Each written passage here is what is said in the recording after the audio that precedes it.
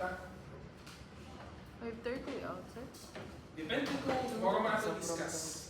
So, dili kay ta kung sa to, for long, di ba? Kay into study pa man sa. Pero ako i-point out kung sa problems sa inyong solving, no? So, dili man kayo siya lisod. Mas sila overthinker pinag-uban. So, mo na final exam, di ba? Natay 200 kilowatt generator set. So, it's a generator set or gen set in short sa amo as a construction term, is placed on top and in the middle of a 4-column steel platform as shown. So, inani siya. So, mo na itong framing plan. No? So, this is your framing plan or floor framing plan sa second floor or the roof deck. Then it's 6 meters wide by 6 by 6, no? Then ganun siya, degree na itong equal. So nakatay girders and then natin ganun building. So if inani gani ang itsura sa structural framing, basta usually sa AISC, no? International standards, basta steel siya, it's usually represented by a single line diagram sa imong mga girders. No? And then ang meaning sa triangle is moment na connection. So, if kani siya straight line lang, then once yung triangle at both ends or single end, that's simply supported. Or, pangina na siya ang interpretation, no? So, I don't know if we can discuss more sa theory of structures, but anyway, so mana siya ang representation ani niya, no? So, if magtanong ka sa front view or elevation view, sa gani, paana siya, so cut section cut kani, paana di ay, so looking ina na siya. So nakay steel column, then nakay steel beam, and nakay steel deck or reinforced concrete slab no on top, so sitting on top. O niya, after sa concrete slab, may punta mo kitang genset on top. No? So based sa kana na, ano sa to? Kanina figure, so ato lang muna, okay, naman tayo dead load. So the dead load is the self-weight, no? So self-weight is the weight of the structure, the weight of the beam, then the weight of the slab, and then the weight of the generator set, no? In this case, ang generator set is naman siya specific na load, specifically a 30 kN, no? 30 kN na load. And then, of course, while the operation siya, no? So operation na frequency, na kay 60 radians per second. So, nag-tube siya 60 cycles kada segundo. Very fast, no? So, it is resting on top of a 106 mm fixed slab. So, gani siya. With a specific weight of 23.5 kN per cubic meter. So, natin siya i-purpose, right?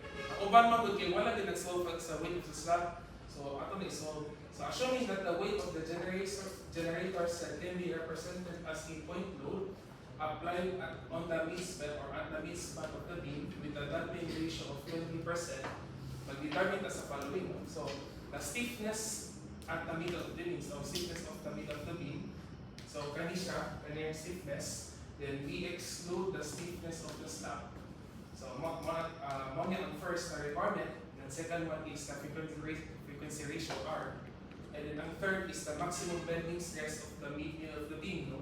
So ang masabot namin nga since we are studying dynamic stresses, so it's the maximum dynamic which is usually found sa ato ang lecture notes. Wala man ko nagsulti na total maximum bending stress, kay if magsulti ka na total, it's static na stress plus dynamic na stress. And then ang last one is assuming that the life hindi na points mentioned. This is still design, no? Ako na-discuss kung saan na siya. So, we have 3 or 4 na requirements, no? So, ang first one is the stiffness at the middle of the beam. So, ang unsay stiffness amin niya. So, I explained na this is simply supported because nagpuputang sa boundary, intermediate beam simply supported. So, nalagyan, right? So, atong buhaton na niya kay unsa may meaning sa stiffness, no? So stiffness is K is equals to force over displacement, more na siya, no? So, ang problem na to karon kay what is the force and what is the displacement, no? So, ang force na to is actually based upon your weight. Okay, wala man manusulti na ka live load, and usually sa frequency dili man ninyo i-appeal ang live load, is usually the self-weight raman. So, what you do is you solve first the force, no? So, ako na step by step, and then naman ko yung solutions. So, let's say, so self-weight. So, ang self-weight, we have your slab. Weight. So, kani si slab weight kay, ang saan nito pagkuha, no? So, I think it's better to draw your free body diagram. So, since this is a simply supported, so pag-draw lang sa pagdating, I'll just do it here lang. So, it looks something like this. And you can see that. And then, nakay concentrated load, which is your generator set applied at the center of the beam. And then, nakay uniformly distributed load. So, kaning uniformly distributed load is based from your slab. So, kani siya, let's say, W slab. And kani siya kay P of, dyan set sa P na lang siguro. So, how do we get the slab weight? W slab. So, kani siya. So, magtanaw ta sa atong floor plan, no? So, naa tayo intermediate beam, and then natin 6 meters. So, this one, based what we have learned sa theory of structures, wala na ito gamito ang unitary load method. So, sa kanina beam, we'll be receiving half of this span and half of this span alone. So, kanina shaded area, no? So, if that's the case, pila man ang atong tributary area width? Pila man siya, ang tributary width, ano niya? So, if this is 6 meters, and then equal ni siya in distance, pila man siya?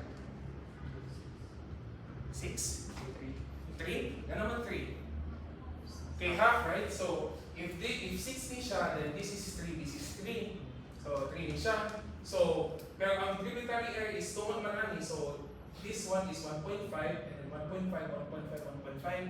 So, 1.5 times 2, 3. So, ito is what? Ang tributary area width, so, tributary width, ano lang siguro, PW is equals to 3.0 meters. And then, ang next is, ang ato ang sa pailalim na ito pinahanglan. So, to get your weight of the slab, because your slab weight, as the density niya, is what the density?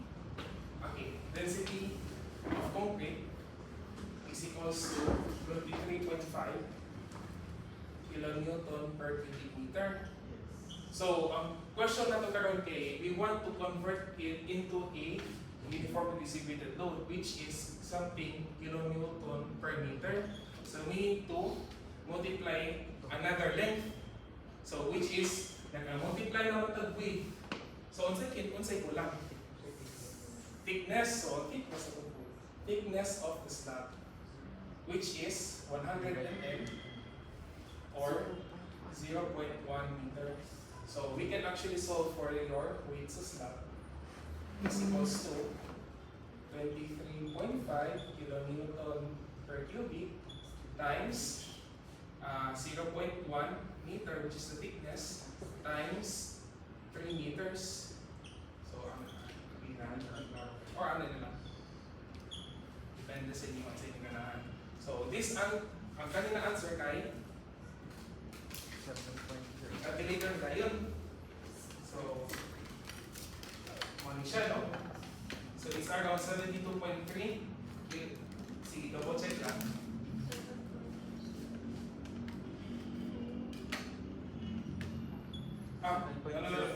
Wrong. Give me 72 kilo to? 7.05. 7.05 kilonewton per meter. Okay. So, kung natin 7.5 kilonewton per meter, ang kanyang P, ilang ni siya? 30 kilonewton. So, ready na siguro ato ang weight, no? So, what we want to do next is we want to solve for this deflection or the stiffness. So, ang stiffness, before the stiffness, okay, we need to solve for the deflection. So, deflection ito. So, the deflection at middle. Deflection at midspan. So, unsa man ang deflection sa midspan? So, we have two loads, diba? So, total deflection is equals to the deflection sa at middle, no? Deflection sa itong uniformly distributed load plus ang deflection sa concentrated load, which is equals to 5/384 EI times WL to the fourth and plus PL cubed over 48 EI. Diba? Wala na siya. So usually muna ang nasa ang upan kaniya sila guys. So wala naka-consider sa deflection sa slab. Okay? So once you solve for that, ako na yung 3. So 1 siya, no? So na-add the deflection sa slab. Okay, zoom in a little bit more. So we have your deflection sa uniformly distributed load and then nasa deflection sa concentrated load. So what you do now is you substitute, no? So na kay 3,000 or 30 kilonewton na weight. So substitute ka sa P and then your length is around 6 meters, no? Then Q and then 48 ang E and ang I ang problem, no? So mabalik na sa problem. So unsa tong gamiton na E and ang I? Well, sa kanina case kay ako naghihatag ang E which is 100 gigapascal and ang IX which is the major na moment of inertia. Most likely dili man siya nakahigda ang beam. Usually inanamag yung design, no? Nakabarog. So auto siya. So we just plug this in. Oops.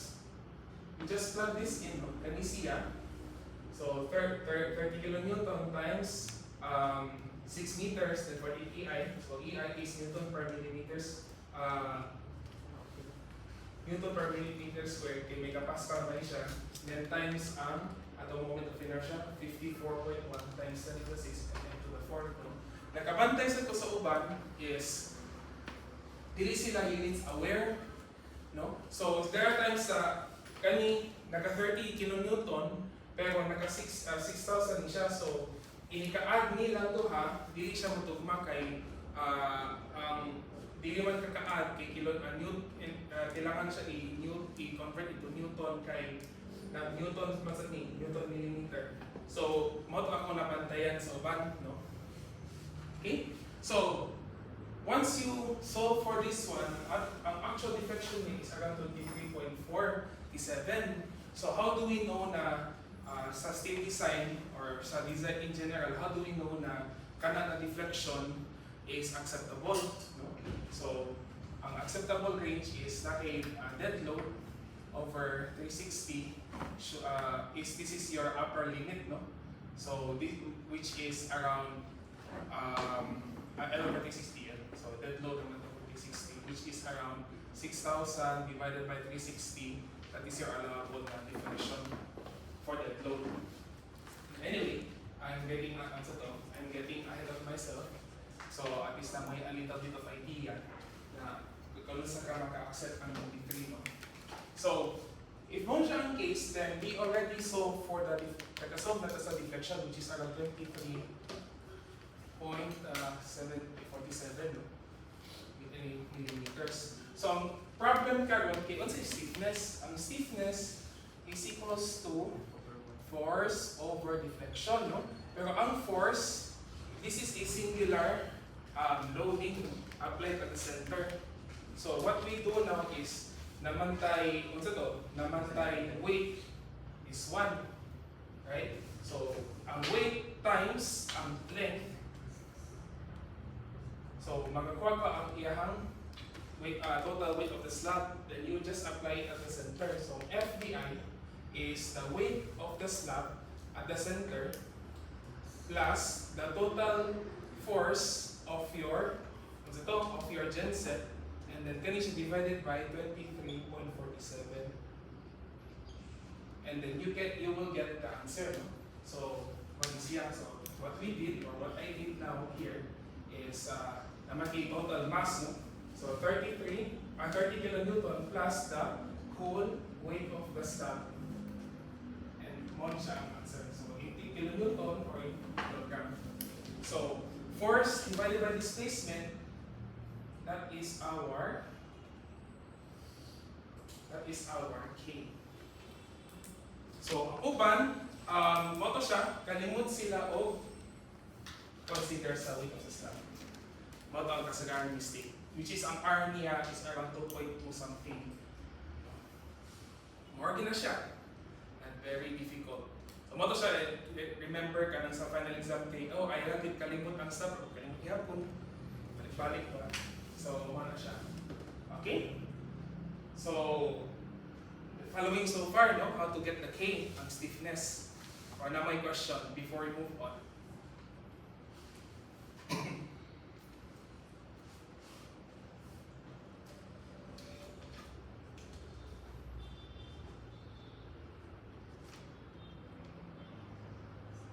Ano na?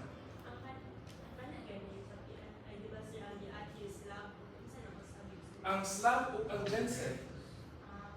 So uniformly distributed load plus your concentrated load. So uniformly U then concentrated C. Sama na siya. Sa kanina particular pa mo na siya. Pero I made it easier because ang actual weight sa ato ang genset magiging not concentrated load is actually a uniformly distributed load or partial uniform, no? So, dili siya inana ang tato siya. Anak siya pa, pero kasi lisod na tayo pa. So, I made it simple lang. So, mo na yung reason. So, anyway, any other question before we move on?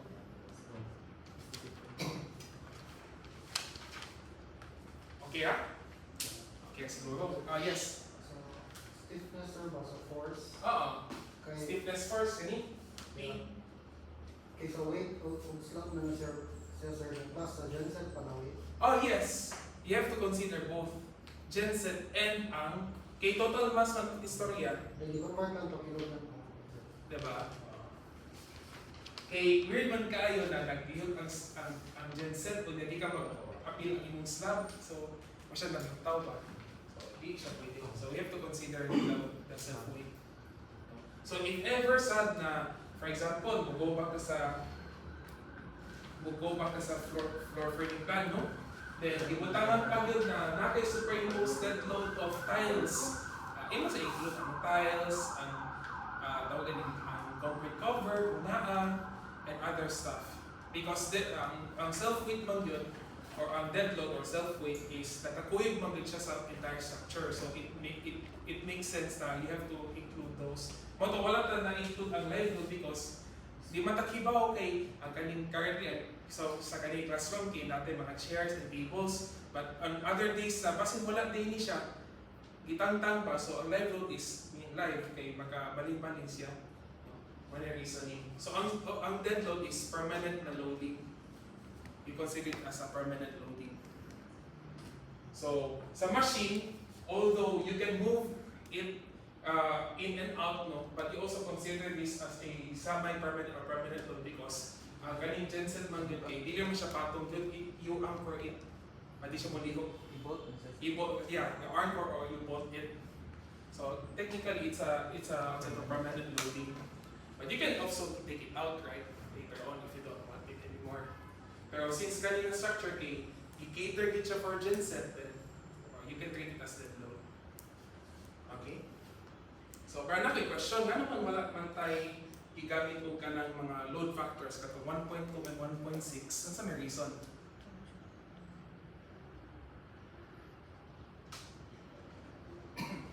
Kasi na mo yung idea nga naman wala ta kagamit 1.2 and 1.6. Yung mga lang sa'yo ako mga workmates na. Ano naman wala yung 1.2, 1.6 basta mag-solve ka sa dynamics. For this side, So, yes, it is for design. Pero kung sa may reason, Last. ha? So, ang answer to that is, remember, once you design it for strength, you use the load factor. But once you design it for serviceability, wala siya factor. And kani siya, serviceability man siya na requirement ng deflection. Okay. So, ano siya? Okay, so, moto ang one, no? Number one, the stiffness ratio as the stiffness of the middle protein. So, ang second one is, how do we get the frequency ratio R? No? So, ang frequency ratio R, if nagunsa mo, kanang na-lost mo, the frequency ratio R is equals to your operation na radians divided by the natural frequency. No? So, ang problem natin karon is actually how to solve the frequency. Kay kanisiya, this is already given to be 60 radians per second. Di ba? Given naman na siya. Kay mo man ang operation na frequency, operational frequency, no? Or actual frequency. So, ang problem karon is kani, no? But sa'yo na lang man siya because we already solved for the K, which is around 3080 Newton per millimeter. Mas yun to? Newton per millimeter, no? Or you can use the kilogram if you want to. And then what you do next is, if ang kani siya, natural frequency is equals to a square of K over M. So ang K is, you can use kani siya or kani, no? And then divided by the M. No? Ang M is total mass is around 313. Ito ba? Hindi. The total mass is around kani siya. So what you can use is, it's either you can use your 72.3 kilonewton. Reason being is, gaya lang sa pika side. Reason why you can also use the kilonewton kay, let's say, ang total mass, or weight na lang. Sige, mag-weight na lang ta. So 72.3 kilonewton, and then your K is equals to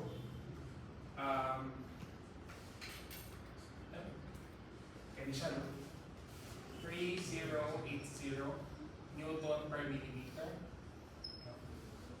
So this is the weight. So weight, the natural frequency omega is equals to square root of K over M, which is equals to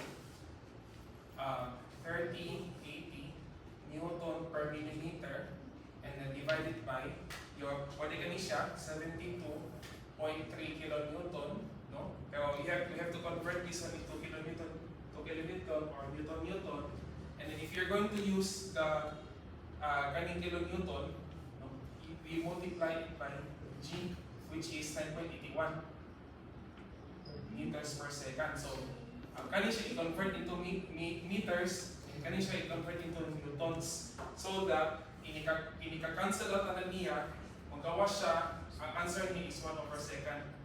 Again, unit, which is, this is hertz. So, which is what I did here, no? So, ang hertz is actually same as the radians per second.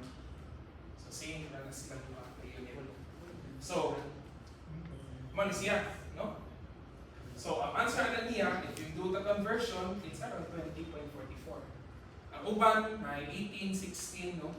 And that, ang reasoning ang nausap na ilang natural frequency is actually because of wala sila na-consider sa slab weight. And it affects mo din, kita kung maging mass, slab is very, very heavy man. So, if you have the natural frequency, say na nandiyan ang R, ang R, the frequency ratio is 60 divided by 24.4, which is mo ang sakto na answer, 2.93. If without considering the mass of the slab, ang answer is 2.2 something, siya. Although, naka-check na lang po ani for bonus po, you know, more 10 points on total man, but if nakay 2.2, ako naghihatag 5 kapin. No? So, it's still nagyapon bonus sila ano ka effort points ba pwede itong tato anyway sige na lang sama na siya no? So that's the frequency ratio. Okay, so ako naman tayo sa is most of you got this right. Kani siya in terms of units, no? And assuming sad na walay slab na weight, everybody got like 916 or 18, I think, more or less on average. Okay? So muna siya ang atong frequency ratio. So ang question karon kung sa may meaning sa frequency ratio sad no? So muna siya na sa notes. So frequency ratio is the ratio between your actual rotation or frequency, actual frequency divided by your natural frequency. If it's 1, meaning na resonance siya. And we don't want it to resonate. Okay, so any question before I move on? Okay, ano? Huwag kayo. So, ang third one is, second question, ang third question. So, ang third question is the maximum bending stress at the middle of the beam. So, ang problem ani karon kay, okay, how do we get the maximum bending stress sa beam? No? So, ato i-calculate sa ato ang mind, or you can write it. So, the bending stress, stress B, or if you want to, sa code, it doesn't matter. So, the stress due to bending is moment times imuhang extreme fiber location from the centroid axis divided by the moment of inertia. No? So, My over I. No? So, itagaan man ta na ang Y is 100 because ang total depth is 200 band of the beam. No? And then ang I is already given. No? So, ang problem karon is ang moment. How do we solve the moment? Okay? So, if there is, nakita mo magkakaroon kay naman tayo, tawag kanita na dynamic na loading, no? Okay, naman kay loading both based on the base sa kana slab na load and of course your operating na load, no? So, what you do is actually you want to get your maximum amplitude of your dynamic displacement, no? So which is ang katong maximum amplitude for your dynamic na displacement is U max, no? This was already derived, no? Ang kani siya. So asa nigikan is ang U max is the katong dynamic amplification factor times U static. Okay? So ang T is 1 over kani siya. So 1 over the square root of 1 minus r squared to the squared power plus 2r epsilon squared, no? Then you get the square root. So that's the dynamic amplification factor. Then times US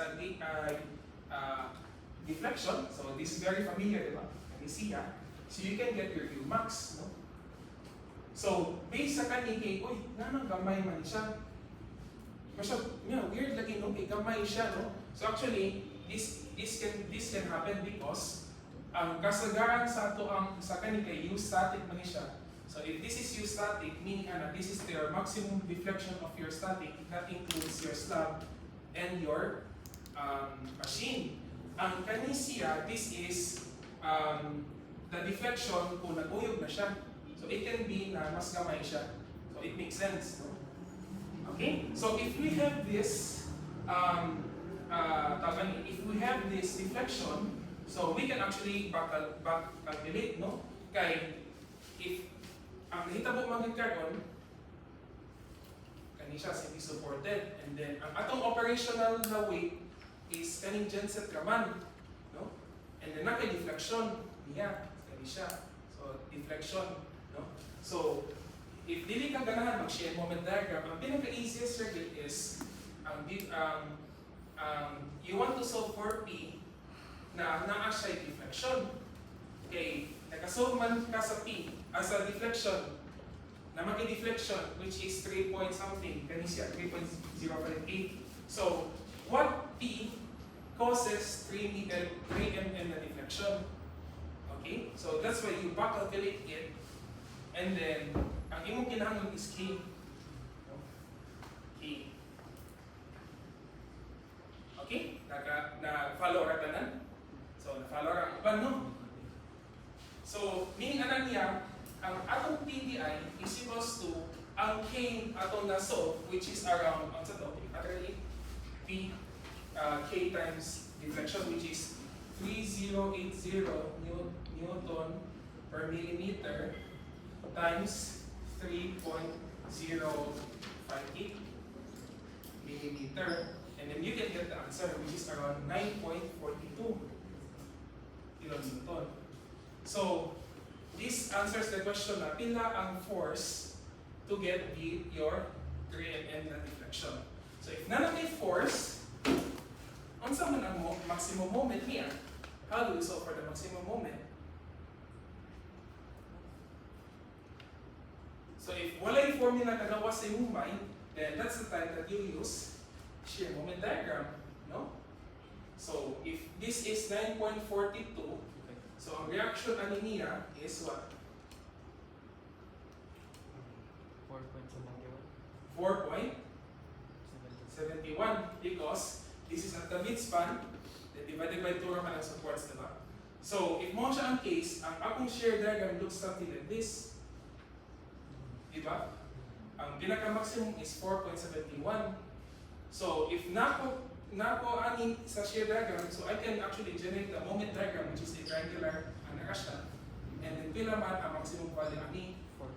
4.71 times 3 meters. So, you can get your PL over 4. So, kani siya. Okay, so kani siya, ang asa gikan ang PL over 4, this is, ang sa to siya, if you solve for the shear moment diagram, within variables, same na pa ang answer. But if you're going to use this one, 4.73 times 3, it will derive the same answer. So, kung nanakay, wrong day po, this is kilonewton per meter, kilonewton times meter. So, if nanakay 14.13 kilonewton meter, which is the moment, makasubstitute na ta sa bending stress formula. So, My over I. So, man siya so, no? 14.13 kilonewton meter times 100 mm, then divided by 54.1 times 10 to the 6 millimeter to the 4th, like I said, to the 4th. And then, once you solve this one, converting it into Newton millimeter, no, Newton per millimeter squared, you can get your megapascal, and then this is your answer, 26.11. So, mo siya ang number 1 dyan. That's practically it. Okay? So, ang difficulty ani actually is to determine ako naman tayo is kani siya. Once you solve for Umax, you don't know as say what to next. So, mo siya ang trick ani niya is okay, nako deflection. So, if na deflection, natin na loading. Right? Na siya loading. So, I have to back calculate, and the trick there is kani siya. Okay? So, kaysa, you can actually solve for the actual K niya, pero hassle naman kayo because we already solved it. So, muna siya ang number 1. Okay? Yes? Sorry sir, asa ganit? Gano'n ganit 100 ang Y sir? Well then, why kay, during that time kay, nag-ask man, unsa man ang section ani niya, di ba? Kanya neutral axis. So, kani siya 100. 200 mm man ang depth of the beam. So, mo na siya 100 siya. Ang different axis or ilang pula? Oh yes! Different axis yun. Ito nga, gina siya. Okay? So, mo na siya. So, if you, inana na pamaagi, then you can, right? Okay, so now mo question and clarification. Or na may wala na nakasabot nga man inana ang steps. Formula Yes. na yung maximum. Pila ang Umax? That's a formula. Yes, that's a formula. Or if you want it to solve for kanang based on differential equation, ay na lang, no? So it's a formula. So the formula is the dynamic amplification factor times T is static na displacement, which what we have solved, which is around 23. Okay? Sorry sir, last sir. Nakakuha ka sa kanang 100mm or tungod based sa IX nga ba? Really, like mo na siya, it's actually given during the exam na bilang man ang depth. So bilang yung total depth of the beam, I said na 200. That's why 100 siya. Wala siya nasa sa paper. But wala ko kabutang information, nakalimot ko ba kay wala siya kabutang sa akong text box din sa text box. Where's my text box? Kani siya ba? Wala siya copy sa akong text box here. But it's actually ang depth na is 200. Okay. Okay, any other question? Okay ra? Nakuha ra? So kung magawas ani balik, pero naay alteration, makasolve na gid mo. Yes? Hopefully. No? So ang trick ano niya is, if mag-loss gid mo ka, if you don't know what to do on say first step, ang suggestion yun is try to derive your differential equation value. So which is mx double dot plus c x dot plus k x is equals to the function force f. So kani inyong more guiding na equation. So if you can determine ang n, ang c, and ang k, and ang f, then mag-guide mo okay, I can solve my natural frequency because that is square root of k over m. Inana pa, so mas easier sa inyo ha. So kani ang, for example, when I made this exam, so wala mo big solution, so I have to go back here. So I need to determine k, m, c, ano siya, and then next what, okay, how do I relate all these variables? Okay? Sige, yes. Last sir, sa UMAX sir, Oh, sa UMAX asa gikan daw 0.20 ka sir? oh, kaning point 20 is your sabi, your damping ratio. Okay. It is already given here, no? Damping ratio. So that's epsilon.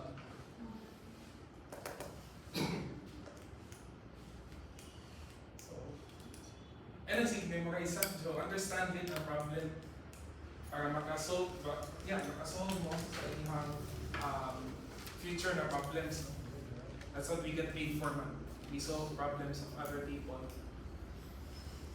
If the problem is very difficult, we get paid more. Unless lang ang siya.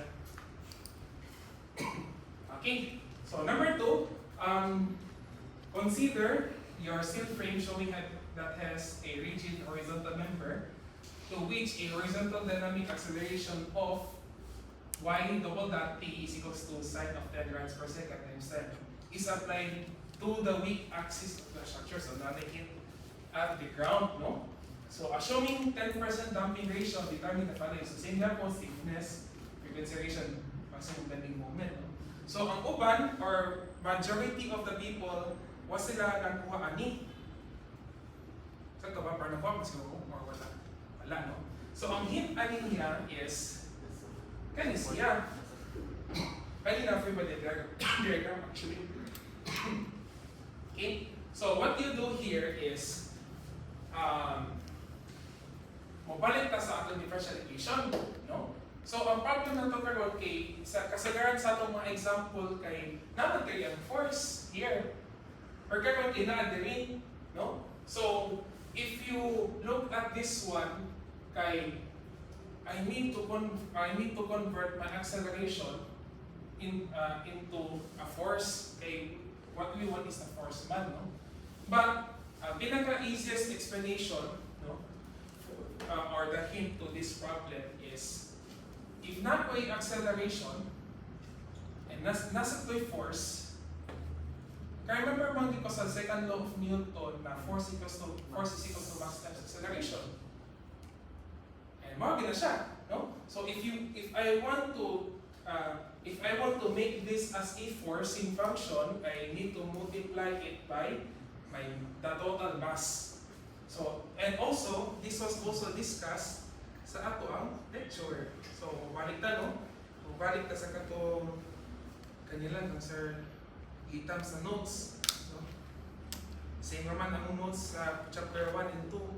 So, kanis siya. No? So, the influence of the support excitation.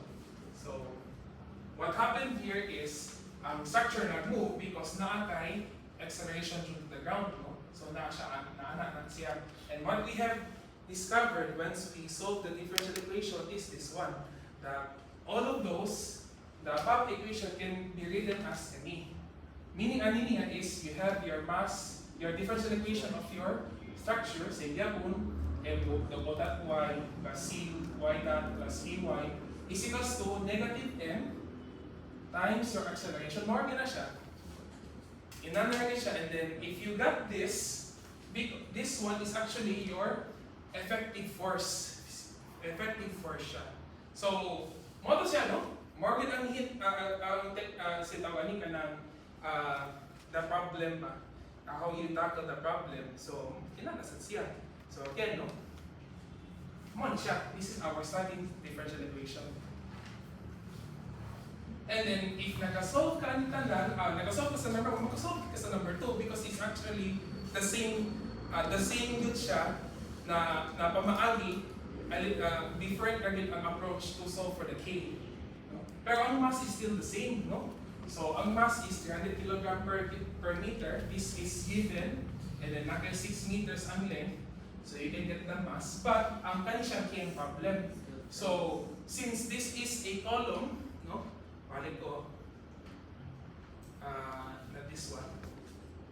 May other notes. Kani siya. So, since this is a 2 column, then naka-fix ni siya, kay rigid man sa siya consider. So, balik sa katong, sa to, itong K stiffness is equals to, over 24 EI, 24 pa to. Anyway, na to balik kay, I need to review a little bit again, but, naman ko dili, there we go. So, K, already, 12E times 2 EIC over H cube. So this is ayan. So kani siya kay 12E times 2 kay duha ka column. So over your height cube. This formula was discussed sa second chapter nato. Kung rigid ang atong frame sa top and then ang bottom ay fixed. And nasa to'y version of rigid ang frame pero sa bottom ay pin. So, kanya shortcut yan na formula. Okay? So, this is how you solve for the K. No? So, kanya plug and jog, hindi siya na formula. Okay? So, and then, of course, given ang atong tawag ani, yung damping ratio, and then kanya ang I, ang problem, which is, naghatag na gitong section. So, kanya siya. Pero actually, ang kanan na section, hindi siya man sa concept work, kapag gianak lang. No? So, how do we know na which moment of inertia itong gamiton? Diba? Nakabarog ba or nakahigda? So, akong hint na niya is like, akong maghihigdaan. Right? So, you just solve for the moment of inertia. Pero if you want to verify na anong sa minor axis is because of this one. Is applied to the weak axis of the structure. So, man yung reasoning na magamit na sa lower value of the moment of inertia. No? So, if people memorize the formula sa moment of inertia sa wide flange, specifically sa weak axis mo ni siya, but if ever wala dyan, if dili mo ka memorize, it's okay because we can just derive it by using katong what we have learned sa engineering mechanics, no? Katong solving for the moment of inertia. So what you do,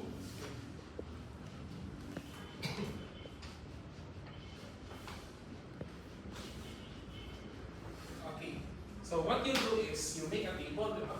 So, table, then naka-figure, then naka-inani, and then you solve for the area, and then you solve for x bar, in this case, the y bar, and then a times x bar, and then you get the totals, diba? Then from there, if you get the centroid, ang next thing yung buhat na sad is your area your sa to, parallel axis theorem, which is KT squared. No? So moment of inertia, the minor axis plus gross area of the section times the distance between your middle centroid of your figure to the neutral axis. No? So mao na siya. So this one. So medyo challenging ani niya is actually getting this one I. But everything else is it's the same, no? So so if we solve the K, we solve the M, so the stiffness and the mass, no? And then naatay moment of inertia. So wala na, you can solve for the natural frequency, no? The square root of K over M. So same yapon. And then you can get your radians per second, and then natin operation weight, operation na lang ato ang sa to, ground motion na cycle or period. So same yun lang. R. Exactly the same yun, no? See, na siya pag-approach. So ang problem natin is actually how do you convert your acceleration into a force? More na siya ang medyo tricky problem, but I hinted ninyo during the final exam. Naragin na sa notes, and we already discussed that before midterms pa, no? So mo na siya. Okay, so that's actually the difficult part, but everything else is same bagay sa number 1. Okay, so now my question before we move on. Wala ka, okay ra. Nag-jumps pa ko dito. Bitaw. So na po mo any other question before we move on? So final exam, dili man di siya very difficult. It's actually realization na kanina akong gamiton. Or na siya. It's okay. That's why we are here, no? Okay. So if we have the natural frequency and then nakasolve na sa 4R. So same gapon try. So mali siya. Pero ang difference ani karon kay ang imuhang deflection, no? Your deflection due to static loading is different. So ang makita mo ani karon kay since we have earthquake loading applied to the structure, no? Left and right yung swaying motion. So ang easiest to solve it is P over K yapon. So the total amplitude of your force and then divided by your stiffness. So ang problem is kung sa may imong gamitin na P because there was no P to begin with, right? So ang P na to gamitin is actually your total weight of your structure. Then times ang imong gravity. Because again, mabalik ka sa P effective force, no? So P effective force is equals to the negative mass times acceleration. So mass times acceleration, wala ako gitantang negative sign, and then times the sine wave, right? Katong harmonic na force. So you just get the mass times acceleration, and then you divide it by your K, you can get your deflection. Direction na, no?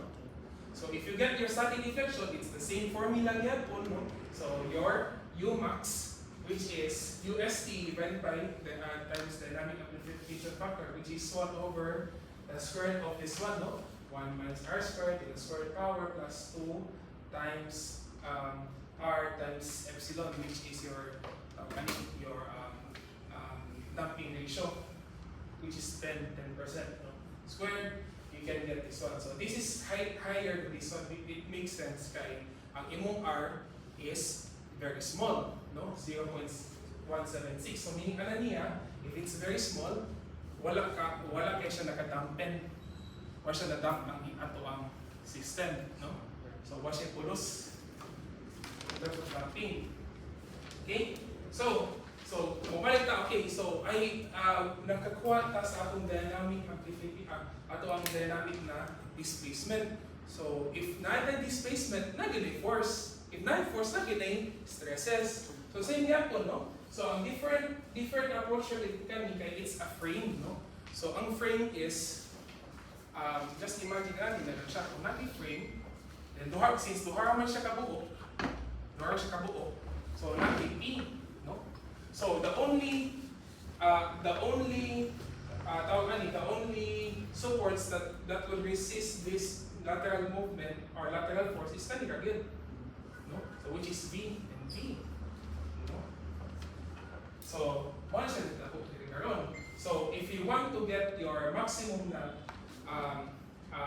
shear of your structure, no, it will be your K times P.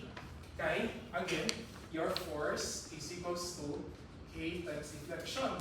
So naman di deflection, naman di K, and deflection is the swaying motion. Ang K is actually your stiffness of your frame. So makakuha kang force. Right? Pero ang K nimo is, you can solve it like this, 12EI, no, U over H cubed. Ang reason why we get, ganing U over H cubed, then usa na lang ka column, no, dili duha, nakakuha tag usa because we just wanted to get your, ang iyang lateral force here, ako yung equal ng 3. Tama na siya. No? So, K times U, you can get your force. If you get the force, you can get the moment, which is your, the force times the lever arm, which is the height. You can get the moment, and if not a moment, you can get your stresses. So, kanina bending moment times imuhang tawag ani centroidal distance to the extreme fiber divided by the moment of inertia sa weak axis, you get your answer. So same procedure but different how you get your stiffness, how you get your stresses. Proceed po siya ang yung general idea.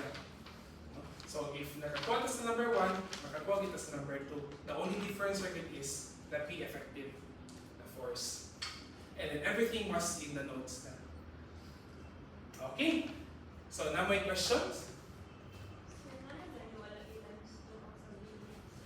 Ang wala siya nag-times to ang Vmax because kay mo man ang atong confusion sa. So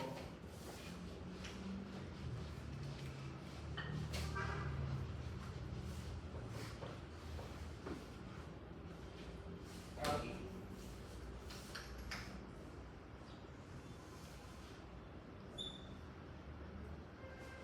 Kami siya and then nakay V, let's say V.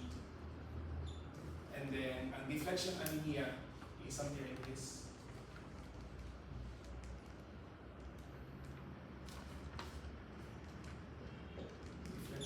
Deflection max. Okay, so the deflection max, the maximum deflection, which is equal to 9. Where is it? 94 millimeters, and then our P is unknown, and then our not AP, which is the mass times acceleration, and then you get your V, which is unknown. So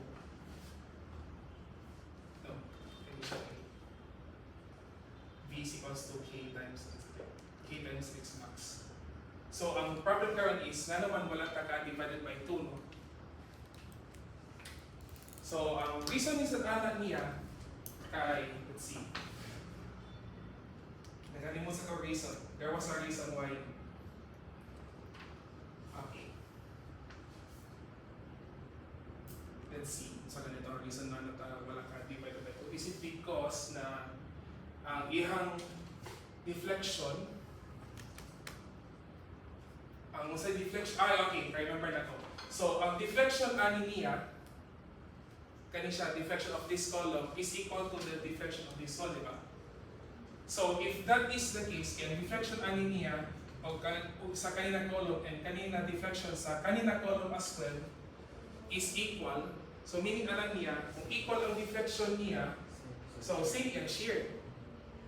Right? Mani reason. Okay. So, any other question? Ay, pwede pa balik sa itong sa solution. Sa solution. Sige.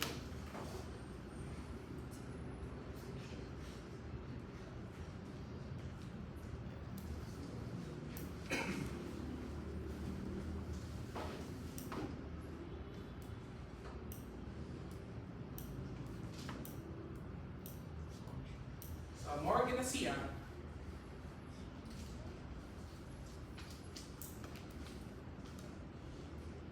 Sa max sir ba asa day nag-moment na sir sa taas? Oh yes, because if na kay shear, kung na, for example, kani ay mong shear, pero the only time na kani siya na maximum moment, no? So is imo times ang imo na height. Moment yan, diba? So max lang itong story. Hindi man siya tawagan in between the maximum. So you times the entire height. Okay, any other question?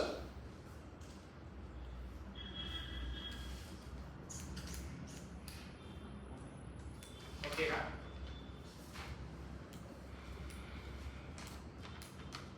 So, that's good, no? So, sa first, sa kaning duha ka number kay unsa man ninyo na learn or na realize sa final exam na to.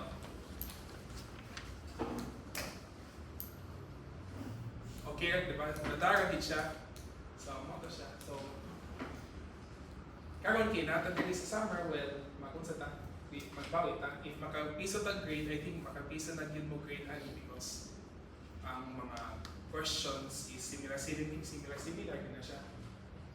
Okay? As long as you have this understanding, para sa ka mag-share mo with diagram, kaning inani sa to, yung analysis.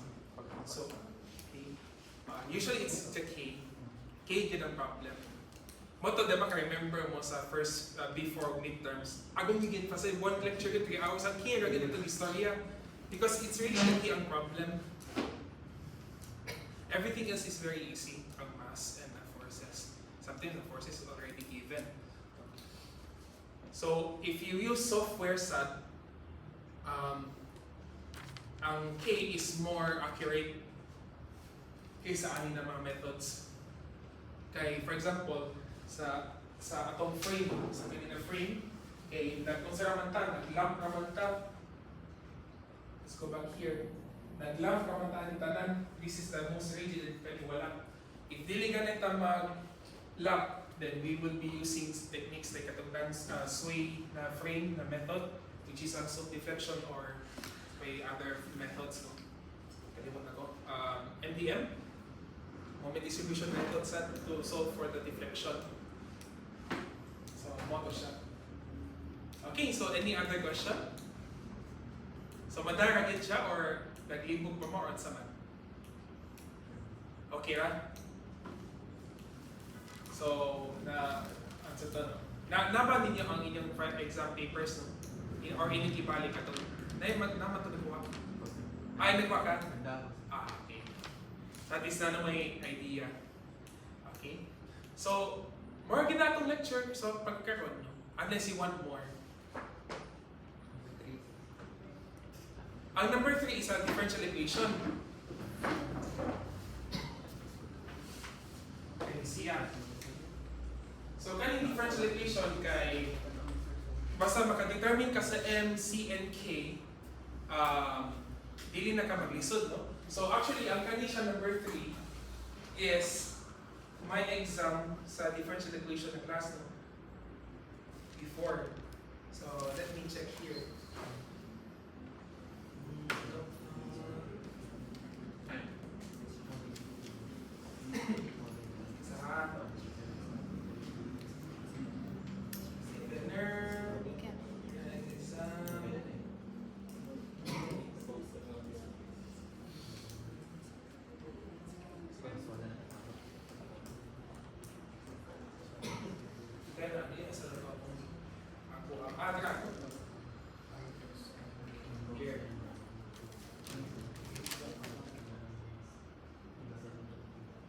Presentation mode. Anyway, so muna siya, no? So, what you do sa number 3 is you establish sa M, C, and K. Then you establish the differential equation. So, once you have the differential equation, it's a matter of, okay, since wala man tayo C, so this is a homogeneous na equation. Okay, wala man tayo forcing function. The problem is, imo man i-release from restaurant, pero nakita velocity, no? So if that is the case, then you use your homogeneous equation, which is C1 cosine plus C2 sine because your M is positive, negative 2i. So naman kay I. So if na I, C na kay sine cosine ang imong solution.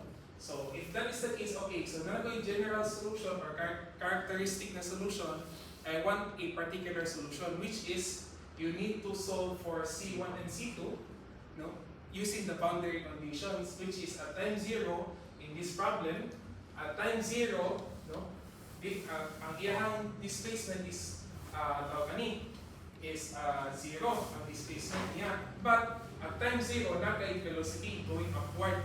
So if your downward na force, downward na direction is positive, and the velocity is upward, which is negative, that is why negative siya. Pero ang uban na solution sa mga students is, iyang siya, when you solve for C2, kung 5 ba na siya or negative 5, na-consider na ako, it's actually because of your direction. It's okay. So, if na may particular solution, so you combine those two, and then you plot. Ina na siya. So, it's actually a bonus question. Ang number 3, sample ng number 4. Bonus question lagi na siya. So, ina na siya. So, moto ang atong structural dynamics is actually based on differential equations man. So, kanina should be a bonus question for you already. Sige. May question? Okay ka? So, moto ato ang unsa to? That's how we solve for number 3.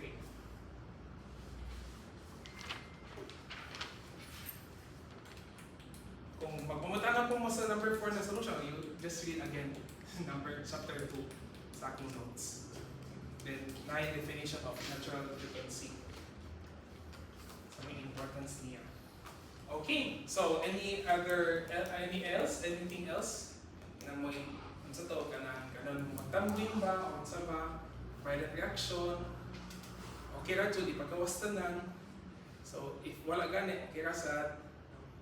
So mo na expectation ni sa ato ang rest of the summer kay quarter exam, several exams, maximum 4, then you will get the average, and then most likely makapasa na gid mo because I explained it kanisiya. The solution for the final exam, and of course the midterm exam is dili man siya it's similar to the final exam sa midterm exam in school. Yeah, I think this is the one. Yeah, so midterm solutions. Bro, it's still the same. You solve for the K, pila man ang different ang iyang natural frequency. So mas lisod gid ang final exam because it encompasses everything naman. Okay. So anything else kay short ra gid atong lecture before 6 mahuman na ta dayon. So ang next week Monday I heard na namo exam. Sa ba? You focus on that exam kang Sir G, then makita ta sa Wednesday. So by then kay mag-prepare ko duha ka question. Duha ka question, and then unsa siya mga 2 hours worth, and then mag-check ta, and then mag-discuss ta sa solution by the 3rd hour na to. And then check dayon, and then record dayon on the spot, mag-record na to dayon. So if you pass the first 2 out of 4, okay na mo. Ang uban mapabilin, mapadan pa ta 3 and 4. Pero atong ang na lang kay first 2 mo man na dayon para dili na kayo hassle sa inyo na part. Okay? So mo atong sample last meeting. Sige, so any question? Yes, mag-send ko karon. When we go home, then maghimo ko bagong group siya. Sa to, dito na lang ka mag-send. So mana siya. But I think naka-record na sa phone ng ba? Yes, sir. Yes, so okay ra. Yes. So, what siya, that's how we solve for structural dynamics na final exam. Then, the exam is similar din na siya. Ayaw din kalimot inyong theory of structures and your basic again. Balik-balik na siya. Actually, if atong tan-awon ang final exam, no?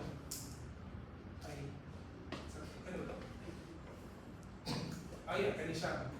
Actually, if kasagaran din ani niya, dili man siya structural dynamics. Ang structural dynamics sa is kani naman very small. Pero about theory, okay, this is already theory, so theory and set of materials. Especially kani, mag-solve for the eye sa tumay. Kani siya, mechanics man siya.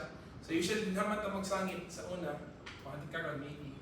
So mo to siya yung one is your basics kay kani siya eye, how you solve for eye, how you solve for the loading kay shared man siya sa RC sa and steel design. So mo to ang mga common knowledge na sharing. So mo to siya. So any other question before I go? Okay na ta? So if ang uban ang ulap okay na jud, you just stay behind. And ang uban kay you may go or we may go. Sige. Papaligid ng bag. Sige. Ano ka siya? So if you need more unsa to, daw ani more